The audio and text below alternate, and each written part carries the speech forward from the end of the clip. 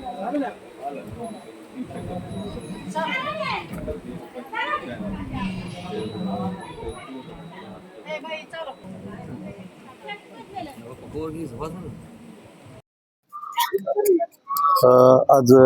वडोणी तालुक्यातील कुप्पा ग्रामपंचायत अंतर्गत आगारतांड्यामध्ये 90 दिवसाचं उपोषण सुरू आहे. माझ्यासोबत येथील भगिनी आहेत, माता भगिनी आहेत. आपण त्यांच्याकडून जाणून घेऊया. तरी काय सांगाल, कशाबद्दल उपोषण आहे आणि काय म्हणजे नेमकं काय कारण? उपोषण आहे, रस्ता एक नाही, पाणी प्यायला नाही. रस्ता आमच्या नावावर आलेलं कुणी उचलून खावा, गावातले लोक आहे ना, मोठे मोठे लोक आहे ना, हिर आलेले त्यांच्या त्यांत खावा. कुणी कुठं काय एक बस्टरकार आहे हे, ते बस्टरकार सगळं आमच्या इथं येऊन आम्हाला सांगा पाहिजे, सगळे आम्हाला विचारला पाहिजे तुम्ही हे कशामुळे करायलात. आणि ते आमचं सगळं आमचं जे मागणी आहे ती आम्हाला द्यावा, रस्ता करून द्यावा, पाण्याचं सोय करावा. लेकरं बाळा नातरुंड पतरुंड 5-5 महिने आमच्या घरी बसून असतात. रस्ता कुणी खाल्लं म्हणजे असं तुम्हाला माहिती आहे? हो माहिती आहे आम्हाला, सगळं सांगू आम्ही. सरपंचांनी खाल्लेलं आहे, कुप्यातले लोक आहे ना, सगळं आम्हाला माहित आहे. कोण कोण खाल्लेलं आहे, काय आमच्या नावावर कोण पैसे उचलतात हे चट माहित आहे आम्हाला. माणसाला माणसं सांगतो. तक्रार वगैरे केलेली? तक्रार वगैरे हो केलेलं नाही काय आता पस्तर एवढं नाही केलेलं आहे. असं सांगितलेलं आहे माणसाला माणसं समजा आम्हाला पाणी नाही, मतदान मागायला येतात, रस्ता नाही, असं सांगितलेलं आहे. लई वेळच सांगितलेलं आहे. कोणच नाही, कोणच नाही. आम्ही स्वतः होऊन काहीतरी थोडंफार मुरुम टाकावा, काय करावा, स्वतःचा खर्च करून आणि जावा लेकर बाळा शाळेत घेऊन. हा, लेकर बाळाची तर काहीच सोय नाही. 5-5 महिने लेकर बाळा आमच्या नातरान 15 घरी असतात. उन्हाळ्यामध्ये तेवढं जायचं, पायी चला आलं तर जायचं. चिखलात गाडी तर येतच नाही. बाया कोणी डिलिव्हरीला आले, जागेवर भेटलं तर भेटलं जायचं. पाऊस कमी असलं तर बाया पोहोचलं तर पोहोचले, बाया सुद्धा जागेवर मरतात. म्हाताऱ्या माणसाला दुखायला लागलं, एखादी झटका आला तर जागेवर मरतात. प्रशासनाचे कोणी अधिकारी कर्मचारी आले का कधी बघायला? कधीच नाही, बघायला कधीच नाही. हा, इथं कोण मरायला, तुम्हाला लाईट आहे का नाही, तुम्हाला पाणी आहे का नाही, कोण बघायला येत नाही. पक्षी आमच्या नावावर वाटण तेवढं पैसे उचलून घेतात, खात्यात. आता 90 दिवस इथं बसणार? 90 दिवस बसणार. पण 90 दिवसामध्ये जर कोणी नाही आलं पुढे काय करणार? पुढे काय जे अजून पुढे चालायचं अजून कुठवर बी, आणि मग शेवटाला कोर्टाचंच आहे पायरी चढवायचं. हा, कोर्टाचीच पायरी चढवायचं. मग नाही तोपर्यंत आम्ही उपोषणाला बसणार. काय म्हणलं? जोपर्यंत आमचा भ्रष्टाचार मुक्त होत नाही तोपर्यंत आम्ही उपासनाला. आता सध्या 90 दिवसाचं तर आहे. 90 दिवसांमध्ये कुणी भेटायला आलं आणि आमचं नाव आम्हाला दिलं तर बरं, नंतर दुसरं परेशान मग पुढे काढू आम्ही. पुढील आंदोलनाची दिशा समजा मग पुढे इथंच बसणार करणार का म्हणजे पुढे लांबवर जाणार. पण आंदोलन कसं असणार आहे पुढचं? आता शांततेत आहे समजा गावामध्ये, पुढचं कसं असेल समजा? पुढचं कुठेतरी शहर ठिकाणी आणि असणारच. ही शहर ठिकाणी करणार, पण करणारच, शेवट लावणार. हा, आमची मागणी आम्हाला द्यावा, नाही तर मग शेवट कुठवर जायचं ते जाऊ. हा, तुम्हाला काय वाटतं? सर आम्हाला एकच अट आहे आमची, की आम्हाला मस्त व्यवस्थितपणे आम्हाला पाण्याची सोय करून द्यावे, आम्हाला लाईटची सोय करून द्यावी, आम्हाला रस्त्याची सोय करून द्यावे. तुम्ही बघू शकता इथं आम्हाला पाणी प्यायला नाही 2 दिवसापासून. आज आम्ही पाणी घ्यायला वड्याला गेलतो, वडा इथून खूप लांब आहे. आम्हाला घरी पाणी सध्या प्यायला नाही, पाहुणचार इथं आलेले त्यांना. तर आम्हाला असं वाटतंय की आम्हाला लाईट व्यवस्थित करून द्यावे, आम्हाला घरोघरी, आणि आम्हाला पाणी व्यवस्था करून द्यावे, आम्हाला रस्ते नीट करून द्यावेत. की आमच्या घरापुढे रस्ता बरोबर नाही. समस्या आहे शिक्षण तर मग असं की आमचे 5-6 लेकर इथून जातात पायी तेंड्यापर्यंत. तर पाणी पावसा तर म्हटलं तर असं चिकूल असतं की गुडघ्यापर्यंत आमचे पाय फसतात. समजा कदाचित आमचं लहान लेकरू आहे, त्याला दवाखान्यात घेऊन जायचं म्हटलं तर असं शक्यच नाहीये लहान लेकराला. तर आम्हाला असं वाटतं की हे रस्ता बरं झालं तर आम्ही व्यवस्थितपणे तिथं पोहोचू, व्यवस्थितपणे आम्ही दवाखान्यात पोहोचू. इथून दवाखाना आम्हाला तेलगावला जावं लागतं सर.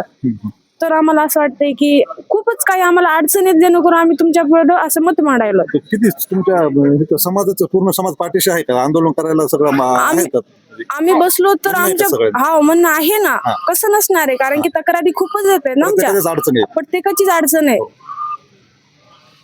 तर आम्हाला असं म्हणणं आहे आमचं की हे आमची अट पूर्ण करून द्यावे आणि भ्रष्टाचार आम्हाला मुक्त करून द्यावा.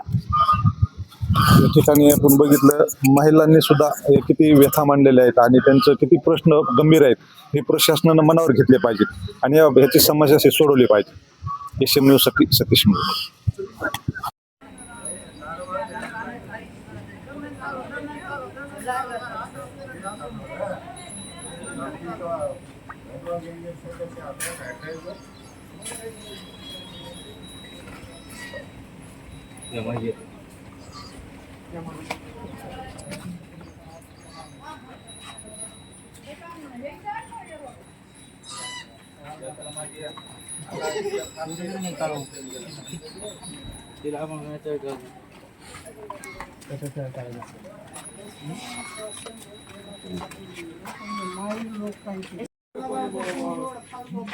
भ्रष्टाचार मुक्त पार्टीचा राष्ट्रीय अध्यक्ष.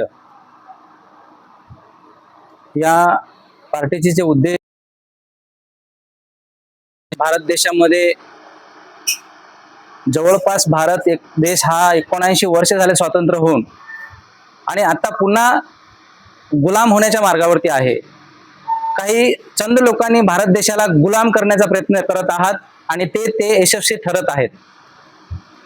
यासाठी ही भ्रष्टाचार मुक्त पार्टी आम्ही काढलेली आहे आणि भारतभर या पार्टीचा मोहीम आम्ही राबवणार आहे.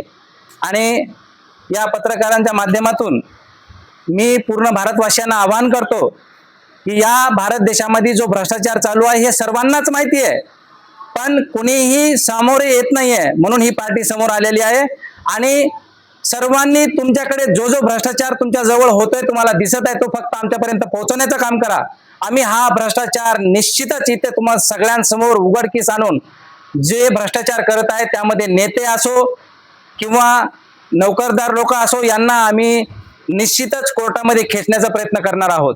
यासाठी भारतवासियांना आवाहन करतो की हा स्टेज 2 दिवसासाठी किंवा महिन्यासाठी नाही आहे, हा कंटिन्यू स्टेज असणार आहे. आणि या स्टेजवरून या भ्रष्टाचारी लोकांना इथून सजा दिल्याशिवाय राहणार नाही. मी एवढं सांगू इच्छितो. जो कायदा आहे साहेब, माझा पहिला प्रश्न असा आहे की हा जो ऑडिट प्रकार आहे ना, हे चोर लपवण्याचा हा एक साधन आहे, हा एक कारखाना आहे. आज प्रत्येक व्यक्ती म्हणतो की माहितीचा अधिकार टाका, इथे माहिती घ्या, इथे तिथे करा, पण काही निष्पन्न होत नाही. कारण हा जो ऑडिट प्रकार आहे, हा ऑडिट प्रकार चोरांचा एक मोठा सापळा आहे. यामुळे आम्ही असं म्हणतो, जे मी विक्रीला ज्या गोष्टी काढलेल्या आहेत त्या गोष्टी आज आपण सर्वजणांनाच माहिती आहे की या भारत देशामध्ये जवळपास 50 ते 55% टक्केवारी जाते. मग ते ग्रामपंचायत पासून पकडून ते पंतप्रधानांपर्यंत मग सगळ्यांचे टक्केवारी ठरवले गेलेले आहे. 10% कोणाचे, 5% कोणाचे, 15% कोणाचे. आणि राहिलेल्या कामामध्ये जो 30 ते 35% इथे काम होतो, तो काम 1 ते 2 वर्षामध्ये खतम होऊन जातो. तुम्हाला काय वाटतं? मी आवाहन करतो, पाठवा टीम, एक समिती बनवा आणि या समितीला आमच्या सिस्टम सोबत बसवायला लावा. जर 100 दिवसामध्ये भारतातला पूर्ण हा ऑडिट जो प्रकार आहे आणि या भारतातला जो भ्रष्टाचार आहे ना, तो जर नाही थांबला तर चौराईत नेऊन आमचं मुंडकं कापून टाका. वडवणी. आता ज्यावेळेस मला गौरव राठोड सरांनी ज्यावेळेस सांगितलं की आम्ही अशी संकल्पना करतोय, तर वर्ष 2017 पासून ते तब्बक आज 2026 पर्यंत आमची शेतजमीन वडवणीमध्ये गट नंबर 214 मध्ये होती आणि त्याच्यातले आम्ही विक्री केली होती. त्याचा आम्ही अख्खा सर्च रिपोर्ट काढला.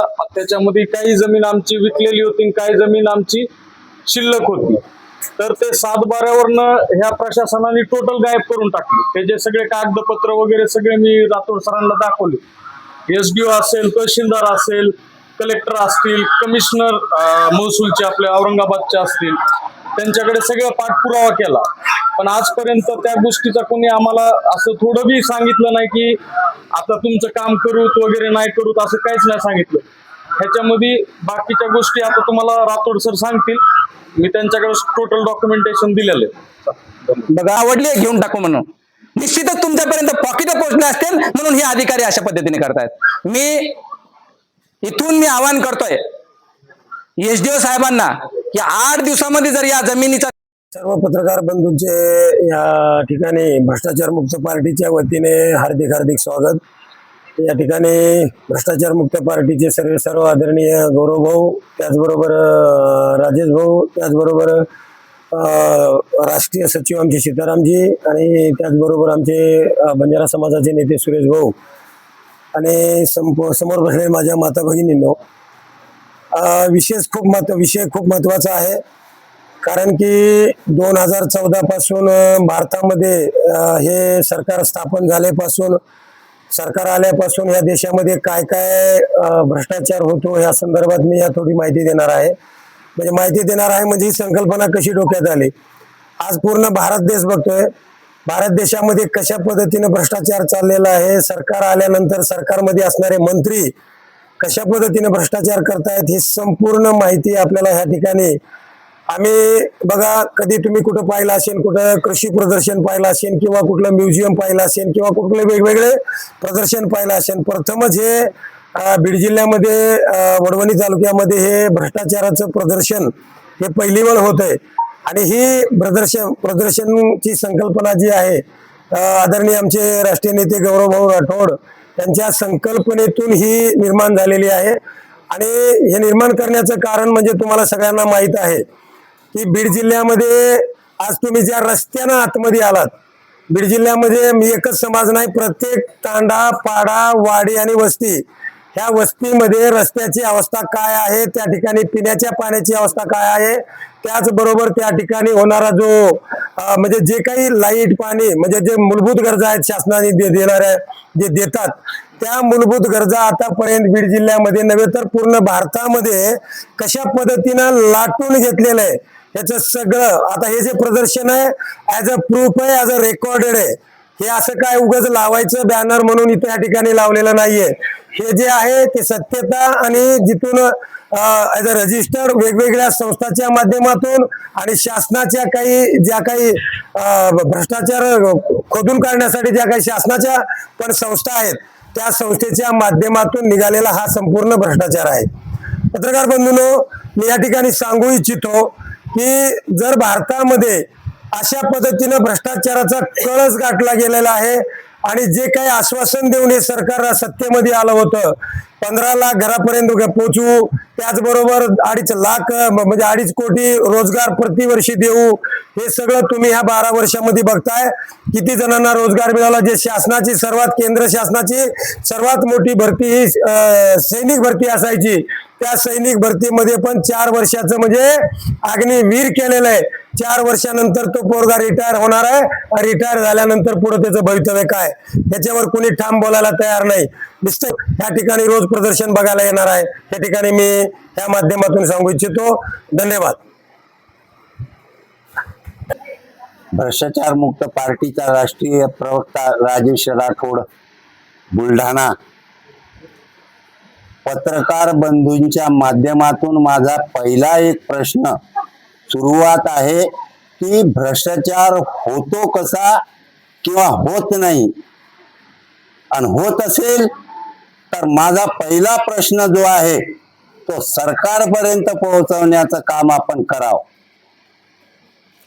एक छोटस उदाहरण तुमच्या समोर ठेवतो, बिलकुल नॉर्मल, जे की भ्रष्टाचार होते हे तुम्हालाच नव्हे, महाराष्ट्राला नव्हे तर या भारताला समजेल. एक आमदार ज्या वेळेस पहिल्या वेळेस आपलं आवेदन पत्र दाखल करतो त्यावेळेस त्याची प्रॉपर्टी मिनिमम, एक फॉर एक्झाम्पल म्हणून सांगतोय की 5 लाखाची 50 लाखाची प्रॉपर्टी दाखवतो. कितीची दाखवतो? 50 लाखाची प्रॉपर्टी दाखवतो. तोच आमदार परत पक्षाकडून तिकीट घेतो आणि 5 वर्षानंतर ज्या वेळेस फॉर्म भरतो त्यावेळेस त्याची प्रॉपर्टी ही 10,000 कोटीची दाखवतो. तिसऱ्या वेळेस ज्या वेळेस पुन्हा पक्षाकडून फॉर्म भरतो त्यावेळेस त्याची प्रॉपर्टी ही 20,000 कोटीची होते. तर नरेंद्र मोदी साहेब आणि देवेंद्र फडणवीस साहेब, अरे तुमच्याकडे कोणती मशीन आहे ही की ज्याच्यात घासल्यानंतर 5 लाखाचे 20,000 कोटी होतात? तर या मंत्री, आमदार, खासदार यांच्याकडे भ्रष्टाचाराची रक्कम नाही काय? हा पहिला प्रश्न माझा नरेंद्र मोदी आणि माननीय देवेंद्रजी फडणवीस साहेबांना राहील. हा देश तुम्हाला वाटत असेल की प्रगतीकडे चाललेला आहे, हा देश प्रगतीकडे चाललेला नसून या राजकीय लोकांच्या माध्यमातून हा देश गुलामगिरीकडे चाललेला आहे.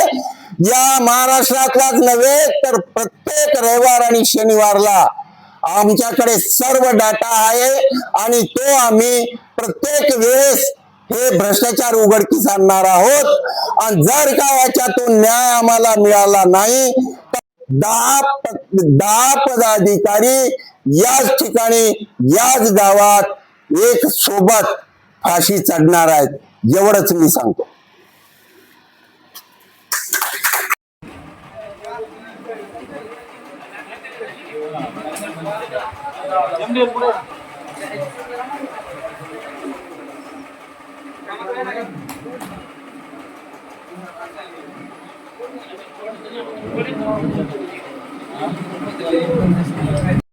खरं तर आपण भाग्यवान आहात की या देशातील आणि या राज्यातील भ्रष्टाचाराचा मूळ केंद्र आणि हे मुळासकट उपटण्याचं काम आपल्या तंड्यातून आणि आपल्या तंड्यातून होत आहे. खरंच आपण भाग्यशाली आहोत. खरं तर